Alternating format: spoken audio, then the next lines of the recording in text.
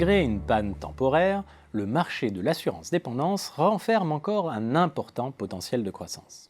À ce jour, quelques 8 millions de personnes sont couvertes en France, dont les 2 tiers via les contrats en garantie principale dépendance. Les cotisations représentaient au total 1,2 milliard d'euros en 2019. Les fondamentaux du marché semblent solides, à commencer par le vieillissement de la population et l'augmentation du nombre de personnes dépendantes en France. À cela s'ajoute l'insuffisance des aides publiques qui accroît le reste à charge et pousse alors les personnes concernées à souscrire une assurance dépendance. Côté offreur, 3 grands profils d'acteurs interviennent sur le marché en tant que porteurs de risques. Les assureurs, y compris les mutuelles d'assurance et les banques assureurs, les mutuelles du Code de la mutualité et les groupes de prévoyance. Les banques assureurs s'affirment en tant que leaders devant les acteurs de la mutualité.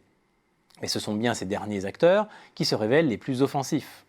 Pour preuve, suite à l'intégration de Mutex, le groupe mutualiste Vive s'est hissé en tête du marché de l'assurance dépendance avec 102 millions d'euros de cotisations en 2018, devant Crédit Agricole Assurance. Dans cet environnement concurrentiel plus âpre, de nombreux opérateurs se sont également retirés du marché ces dernières années, faute de rentabiliser correctement cette activité. Il faut dire que la dépendance est un produit d'assurance qui coûte cher en fonds propres pour des acteurs soumis par ailleurs aux contraintes de solvabilité 2. En attente du projet de loi sur la prise en charge de la perte d'autonomie, qui devrait entraîner à terme un regain de nouvelles souscriptions, les acteurs de l'assurance dépendance ne restent pas inactifs.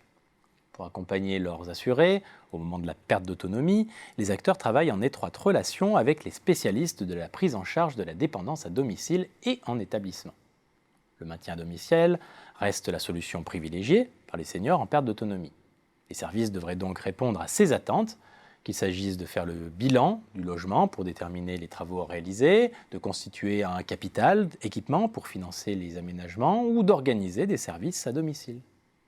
À ce titre, l'essor de la domotique et du domicile connecté permettent aux opérateurs de développer des offres de téléassistance en vue de favoriser le maintien à domicile. La place centrale accordée aux aidants dans le cadre de la prise en charge de la perte d'autonomie à domicile ouvre également de nouvelles opportunités pour les acteurs de l'assurance dépendance. On l'aura compris, face aux nombreux freins à la souscription, l'heure est donc avant tout au renforcement des prestations d'accompagnement dans une logique servicielle.